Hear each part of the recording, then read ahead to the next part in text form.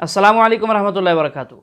नाज़रीन, आज की वीडियो में आप देखेंगे एक हिंदू शख्स जो कि साबिक मुसलमान रह चुका है, वो इस्लाम के बारे में मुसलमानों से दो एतराज़ करके सवाल करता है। दोस्तों, आपने उसके एतराज़ सुनने हैं और उसके बाद इन एतराज़ों का जवाब डॉक्टर ज़ाकिर नाइक साहब की ज़बानी आपने सुनना है। दोस्तों, गुजारिश यह है कि वीडियो में हमारे साथ आखिर तक रहिएगा। वीडियो को लाइक और शेयर करना बिल्कुल ना भूलिएगा और अगर आप नए हैं तो हमारे चैनल को सब्सक्राइब भी लाजमी कीजिएगा। और सनातन धर्म है अहम ब्रह्मास्मि, किसी मोहम्मद की जरूरत नहीं हमें। तो 1400 वर्ष पूर्व एक व्यक्ति जो आया था जिसने पूरे संसार को एक ऐसे अंधकार में डालने का काम किया, अपनी काम इच्छा को पूर्ण करने के लिए ऐसी ऐसी शिक्षाएं दी कि आज उसको मानने वाला प्रत्येक व्यक्ति माता और बहनों को खेती समझता है और उनको केवल इस्तेमाल की प्रयोग करने की वस्तु समझता है और उनको मारना और पीटना अपनी मर्दानगी समझता है। बहन ने सवाल पूछा है सूरह बकरा की सूरह नंबर 2 आयत नंबर 223, जिसमें बहन ने पूछा कि ये women are your tilth, treat them like your tilth. ये जो कुरान मजीद में कहा गया है कि औरतें आपकी खेती है, तो वैसा उनका सही तरीके से उनसे बर्ताव करो। ये आयत के बारे में आप देखेंगे 222 पढ़ेंगे। इसका पहले आयत पढ़ना इंपॉर्टेंट है। When they ask the concerning menstrual cycles, जब वो पूछते हैज़ के बारे में, हैज़ के बारे में, तो अल्लाह ताला फरमाते कि हैज़ के हालत में आप उनके पास मत जाओ। During menstrual cycle do not approach them। क्यों? क्योंकि हैज़ के हालत में जब खून बहता है, आज की मेडिकल साइंस कहती है कि चांसेस है जब आप उनके पास जाएंगे इस हालत में तो औरतों को तकलीफ होगी। उसके अलावा बीमारी फैलने के हाई चांसेस है खून के ज़रिए, इसीलिए उनके पास मत जाइए, वरना औरतें आपकी खेती है, आप जब चाहे जा सकते हैं, मतलब वो आपकी है, आपके लिए। और कुरान में आप पढ़ेंगे उसके पहले सूरह बकरा में सूरह नंबर 2 आयत नंबर 187 में कहा गया है, हुन्ना लिबासुल लकुम व अंतुम लिबासुल लहुन्ना। आप उनके लिबास है, वो आपकी लिबास है।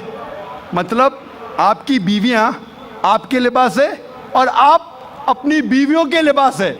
लिबास का मतलब गारमेंट्स। मेन मकसद है लिबास का कवर करना, प्रोटेक्ट करना, छुपाना, ब्यूटीफाई करना, ये काम है मियाँ बीवी का। तो ये आयत में जो कहा गया है menstrual cycle, don't approach them and they are your tilth, treat them as you can. और इसके और कई मानी हैं जो medically we can prove. A land, जब हल चलाते हैं तो हल चलाने के लिए आपको पता है कि बैल के पीछे एक सख्त चीज़ होती है, लकड़ी। उस तरीके से आप, there are various different meaning that be careful. जो ज़मीन रहती है it is very soft, the soil is soft. संभाल के आप ट्रीट कीजिए, संभाल के उनके पास अप्रोच कीजिए। तो कई माने हैं, कई तफसीर है, ताकि आप औरतों को ख्याल रखें और उनके साथ अच्छे तौर तरीके से पेश आइए। तो यदि इस्लाम में आप मानवता ढूंढेंगे, 6663 आयतें कुरान के अंदर मौजूद हैं। मैं अपने पीसफुल कम्युनिटी वाले भाइयों से पूछता हूं, एक सिंगल आयत मुझे दिखा दें जो मानवता की बात करती हो। एक सिंगल। 6662 आप रख लें, मेरे को केवल एक दे दें, मैं मान लूंगा इस्लाम इंसानियत का और अमन का मजहब। ये चिल्लाते हैं ना, Islam is very peaceful religion, इस्लाम अमन का मजहब है, इस्लाम भाईचारे का मतलब मजहब है। किधर तुम्हारी कुरान में भाईचारा नहीं, तो किधर से मजहब है भाईचारे का? जो भी दुनिया में ये कहता हो इस्लाम इज अ पीसफुल रिलीजन, उसको मेरा चैलेंज है, वो दुनिया का कितना ही बड़ा स्कॉलर हो, किसी भी कंट्री का रहने वाला हो, कैसा भी मुसलमान हो, वो आए इस टॉपिक पे मेरे से डिबेट कर ले। अगर उसने साबित कर दिया Islam is a peaceful religion, Islam is a peaceful religion, तो मैं वापस अपने सारे साथियों के साथ इस्लाम कबूल करने को तैयार हूं। अगर वो नहीं कर पाया तो उसको सनातन धर्म एक्सेप्ट करना पड़ेगा। हमें किसी जन्नत की जरूरत नहीं है, हमें कोई 72 हुरे नहीं चाहिए जो कि बॉडी पर बॉम्ब बांधकर फटने से मिलती हो। मेरा सवाल एक है, ये अपना हिंदुस्तान में जो है, पहले हिंदुज़म आया, बाद में बुद्धिज़्म आया, बाद में जैनिज़्म आया और लास्ट में जाके सिखिज़्म आया। ये सब में कभी भी ऐसा झगड़ा लफड़ा बिपड़ा कुछ भी नहीं हुआ। इधर से जितना भी आया, जैसे जूइश है, बाद में क्रिश्चियंस है, बाद में इस्लाम है, ये तीनों में 1400 साल होने के बाद भी अभी तक क्यों लड़ाई झगड़े हैं? पहला सवाल ये है। दूसरा सवाल, आप जो टेररिस्ट का को जो भी कुछ डेफिनेशन दिए वो तो ठीक है, जान दे दो, मगर टेररिस्ट लोग इस्लाम को बदनाम करते। कुछ भी हो, आप उसके अगेंस्ट ये जो काम कर रहे हैं ये बहुत अच्छा है। दूसरी बात, ये अभी जो इराक में वो अच्छा काम नहीं किए, कोई भी हो, मुसलमान हो, हिंदू हो, रिलीजियस प्लेसेस को ऐसा नहीं करना चाहिए। जरा बराबर से सवाल। भाई साहब ने 2 सवाल पूछा है। पहला सवाल पूछा है कि हिंदुस्तान में पहले हिंदू धर्म आया, हिंदुइज्म आया, फिर बुद्धिज़्म आया, फिर जैनिज़्म आया, फिर सिखिज़्म आया। लफड़ा झगड़ा नहीं हुआ, लेकिन ये जुडाइज़म, क्रिश्चियनिटी, इस्लाम में हमेशा झगड़ा है। क्यों? आप शायद अपने मज़हब के बारे में नहीं जानते। आपने महाभारत पढ़ी? महाभारत पढ़ी आपने? पूरी महाभारत में झगड़ा ही झगड़ा है।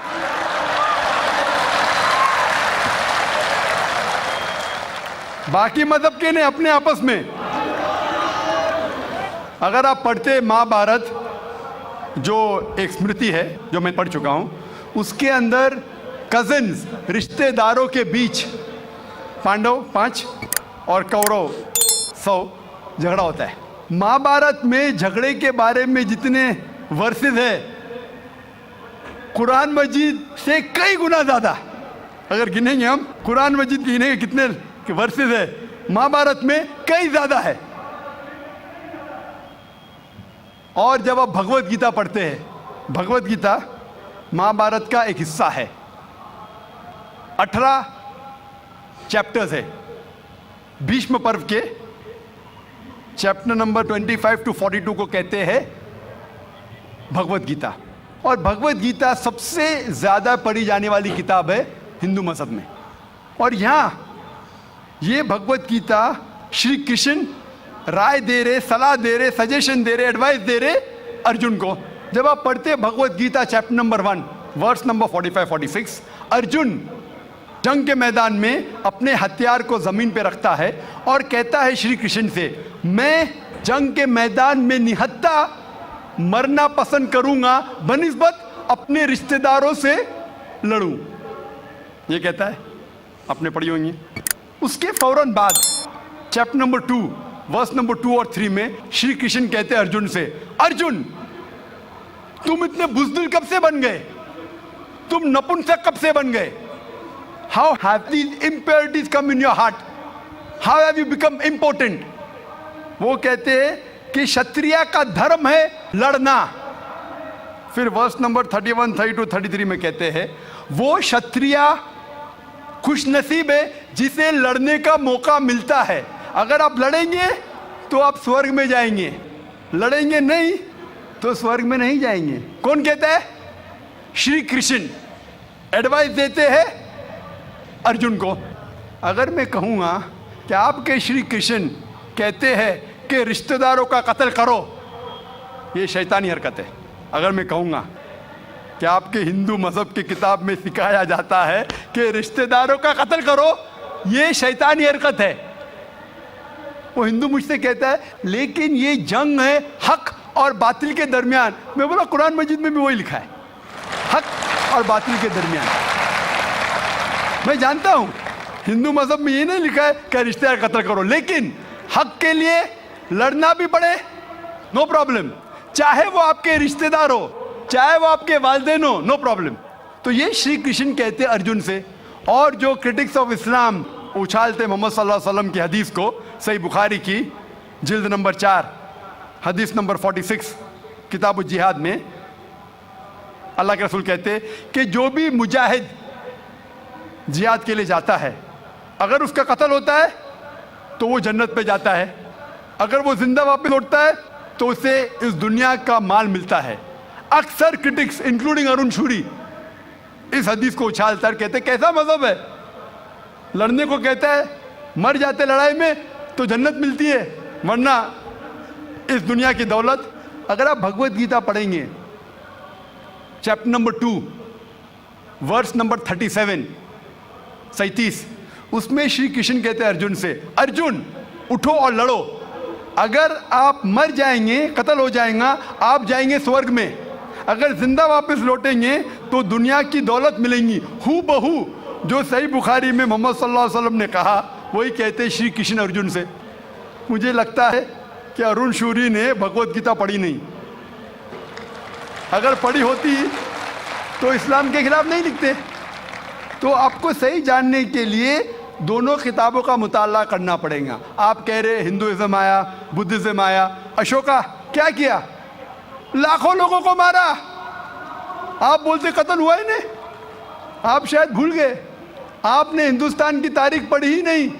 तो हिंदुस्तान की तारीख आप पढ़ेंगे, यहाँ भी कई लाखों लोगों का कत्ल हुआ है, ना ही सिर्फ महाभारत के अंदर लिखा है। आप देखेंगे अशोका फिर वो दुनिया को त्याग करता है और फिर वो संत साधु बन जाता है, लेकिन पहले तो कत्ल किया किसने? तो आप देखेंगे हिस्ट्री में यहाँ भी कत्ल हुआ, जुडाइज्म में भी है, क्रिश्चियनिटी में भी है, इस्लाम में भी है। जहाँ भी आप देखते कुछ जगह जो झगड़ा हुआ, लड़ाई हुई, वो हक और बातिल के दरमियान, सही है। और कई जगह आप देखेंगे मासूम लोगों का कत्ल किया गया। आप जानते हैं in the history of the world, in the name of religion, मजहब के नाम पे जो सबसे ज़्यादा कत्ल किए वो क्रूसेडर्स ने, ईसाईयत के नाम पे लाखों लोगों को कत्ल किया, ईसाईयत के नाम पे। अगर आप देखेंगे एक शख्स जिसने सबसे ज़्यादा कत्ल किया दुनिया में, कौन है? सबसे ज़्यादा कत्ल किसने किया दुनिया में? हिटलर। हिटलर जूस का कत्ल किया, 6 मिलियन, कितने? 60 लाख लोगों का कत्ल किया। मैं ये नहीं कह सकता हूं कि ईसाईयत गलत है। अगर हिटलर ने 60 लाख यहूदी का कत्ल किया, मैं ये नहीं कह सकता हूं कि ईसाईयत और बाइबल ये सिखलाती है। मैं बाइबल पढ़ा हूं, क्योंकि हिटलर ने 60 लाख यहूद का कत्ल किया, हम ईसाईयत को दोष नहीं दे सकते। लेकिन मैं जानता हूं कि ईसाईयत के नाम पे जो होली वॉर कहा जाता है, क्रूसेडर्स ने हजारों लोग को अपने सिर्फ मज़हब को कन्वर्ट करने के लिए लाखों लोग का कत्ल किया। तो आप देखेंगे कई तारीख है, हिंदुस्तान में है, हिंदुस्तान के बाहर भी है, हिंदुइज्म में भी है, बुद्धिज़्म में भी है, आप देखेंगे क्रिश्चियनिटी में भी है, इस्लाम में भी है। लेकिन जब टकराव होता है हक और बातिल का, तो हक के लिए बातिल के खिलाफ हमें लड़ना ज़रूरी है। तो ये आपकी गलतफहमी है। आपका दूसरा सवाल, क्या टेररिस्ट लोग ने,